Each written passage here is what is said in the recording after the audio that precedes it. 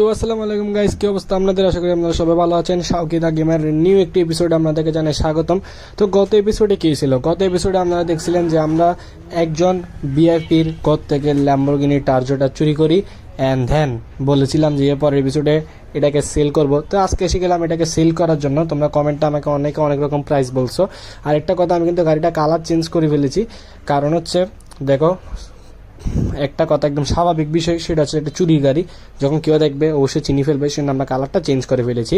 তো আজকে বেসিক্যালি আমরা গাড়িটা সেল করার জন্য অনলাইনে পোস্ট করি, সেখানের মধ্যে আমাদেরকে একজন অনেক বড় একটা বিজনেসম্যান নক করে যে গাড়িটা আমি নিতে চাচ্ছি, এটা প্রাইস সম্পর্কে আমার সাথে তুমি আমার ঘরে এসে কথা বলো। দেন আমরা তার সাথে অনলাইনে কথা বলি এবং এখন কল দিলে সে তার লোকেশনটা আমাদেরকে দিবে। আমরা ট্রাভেলকে সহ নিয়ে তার সাথে যাব, মানে তার বাসায় যাব এই গাড়িটাকে নিয়ে, দেন ডিল করব।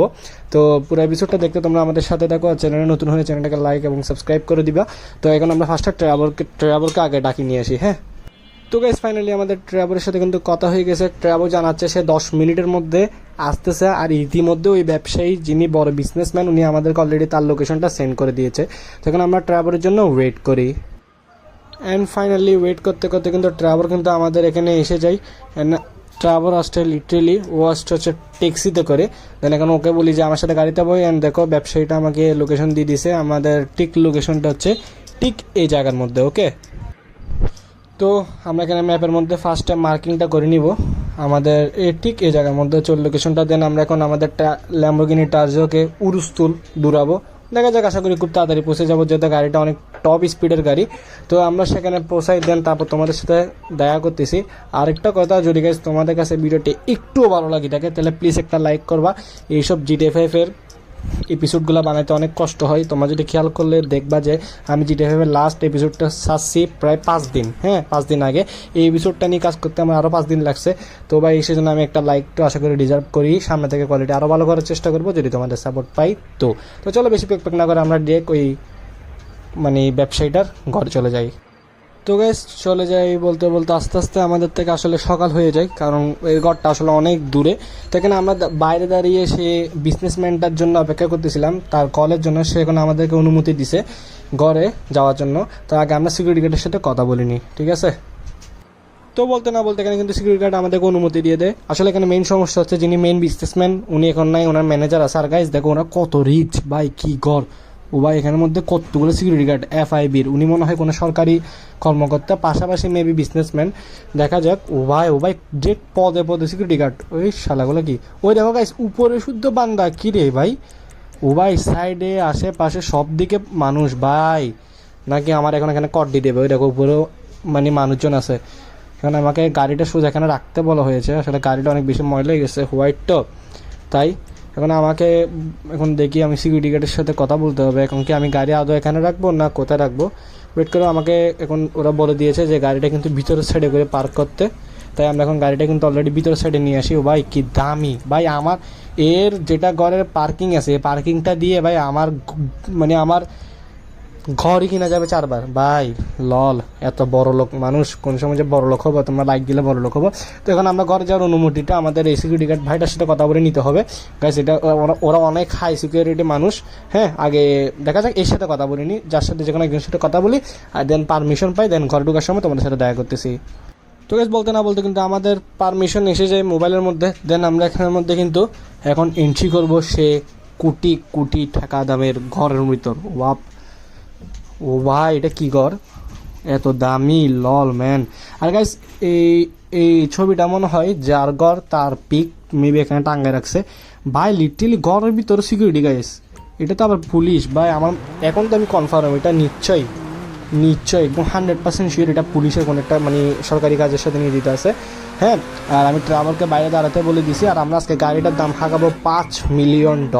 দেখা যাক আমাদেরকে কি $5 মিলিয়ন দেয় নাকি জুতা দিয়ে। দেখ আর কিছু বললাম না। ও ভাই এটা হচ্ছে মেন রুম। এখন আমাদের থেকে এখানে আবার অনুমতি নেওয়া লাগবে, ঠিক আছে? আগে আমরা অনুমতিটা নিয়ে নিই। তো গাইস বলতে না বলতে কিন্তু এখানে আমাদের অনুমতি দেওয়া হয়। অ্যান্ড দেন আমরা এখানের মধ্যে যাব। এখানের মধ্যে দেখো এখানে আমাদের মিটিংয়ের সব বন্দোবস্ত করা হয়েছে। দেখো এখানের মধ্যে আমি গাড়ির কাগজটা এনে এখানে রাখছি। অ্যান্ড এখানের মধ্যে টাকা পয়সা রাখা হয়েছে। এখন দেখা যাক, আমি কথা বলে নিই আগে ফার্স্টে। কথা বলে তোমাদের সাথে ডিলটা ফাইনাল করি। দেখো সামনে কিন্তু ম্যানেজার আছে টাকা নিয়ে। দেন দেখা যাক কততে ডিল ফাইনাল হয়।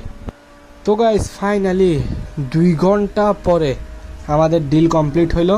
এখানে তাকে আমরা কাগজে সাইন টাইন সব বুঝে দিই। আর গাইস তারা কিন্তু বড় লোক হইলো কিপটা। আমি চাইছি $5 মিলিয়ন, তারা আমাকে দিছে 4 মিলিয়ন, অর্থাৎ 1 মিলিয়ন কম দিছে। ও ভাই যাই হোক, চুরি গাড়ি 4 মিলিয়ন মানি না, 1 মিলিয়ন দিয়ে লাভ সেল করতে পারলো, আমার কিন্তু লাভ ছিল। তো যাই হোক, এখন দেখা যাক, আমরা কিন্তু এখানে বাইরে যাচ্ছি। অ্যান্ড দেন আরেকটা কথা, ওরা কিন্তু আবার মানবিকতাটা আছে, ওরা কিন্তু অনেক ভালো। এখানে যে আমার থেকে আবার ট্যাক্সি করে যেতে হবে, ওরা এই বিষয়টা চাচ্ছে না। ওদের মালিক ফোন করে সিকিউরিটি গার্ডকে বলে দিয়েছে যে ওদেরকে যাওয়ার জন্য একটা গাড়ি কি ম্যানেজ করে দাও। দেন ওদের গাড়িটা আসতেছে, দেন আমরা ওই গাড়িতে করে ব্যাগ যাব। আর আমাদের টার্জোটাকে শেষবারের মতো দেখতেছি। বাই বাই টার্জো, যদি কোনো দিনও টাকা হয় এরকম একটা পার্মানেন্ট নিজের জন্য রাখবো। তো এখন আমরা আরেকটা গাড়ি আমাদেরকে যেটা নিয়ে যাবে বা আমরা যেটা করে চলে যাব সেটার জন্য ওয়েট করি। তো গাইস সেখানের মধ্যে আমরা কিন্তু টাকার বিষয়টা একটু দেখতেছিলাম। 4 মিলিয়ন টাকা দিয়ে আসলে কী করবো এটা ভাবতেছিলাম। তখন কিন্তু এখানে আমাদেরকে সিকিউরিটি গার্ড বাড়িটি ডাক দে এবং বলে কি আমাদের গাড়ি এসে গেছে। তখন আমরা সিকিউরিটি গার্ডের সাথে কথা বলবো, দেন গাড়িটা নিয়ে চলে যাব। আর এই গাড়িটা কিন্তু আমাদেরকে পার্মানেন্ট দিচ্ছে না, এটা আমাদেরকে একদিনের মধ্যে ফেরত দিতে হবে। তো গাইস এখন তোমাদের কি মনে হয় আমরা এই $4 মিলিয়ন দিয়ে সামনের এপিসোডে কী করতে পারবো? ঠিক আছে, সেখানে কিন্তু আমরা কিন্তু ফাইনালি গাড়ির মধ্যে উঠে যাই। এটা কিন্তু একটা ধরতে গেলে ছোটোখাটো মাসেল কার। তো যাই হোক, এখানে ট্রাভেল কিন্তু আমাকে আসলে অনেক অনেক সহায়তা করছে। এন্ড এখানে আমাদের গাড়িটা এখন আস্তে আস্তে ব্যাকে নিতে হবে। তো গাইস বলতে না বলতে কিন্তু আমাদের এপিসোডটা আজকে এখানেই শেষ হতে যাচ্ছে। আমরা $4 মিলিয়ন আর্ন করছি এই একটা গাড়ি সেলের মাধ্যমে। পরের এপিসোডে যদি তোমরা চাও $4 মিলিয়ন দিয়ে আমরা কী করতে পারি, কোনো কিছু কি বিজনেস দিতে পারি কিনা, সেটা তোমরা আমাদেরকে কমেন্ট বক্সে জানাবা। আর যদি গাইস ভিডিওটা একটু ভালো লেগে থাকে তাহলে অবশ্যই একটা লাইক করবা। তোমাদের লাইক আমাদেরকে নেক্সট ভিডিও বানাতে মোটিভেট করে। আর প্লিজ চ্যানেলে যদি নতুন হয়, বারবার কথাটা বলতেছি, সাবস্ক্রাইব করে দিও। দেখা যাক নেক্সট এপিসোডে কী হয়। তোমরা নেক্সট এপিসোডের জন্য একটু ওয়েট করবা। আশা করি এবার যদি মনে করো তোমরা যদি এই ভিডিওর মধ্যে 10টা লাইক কমপ্লিট করে দিতে পারো, তাহলে আমরা একটা চ্যালেঞ্জ নিলাম, একদিনের মাথায় আরেকটি এপিসোড দিয়ে দেবো। ওকে, তো আল্লাহ হাফিজ গাইস।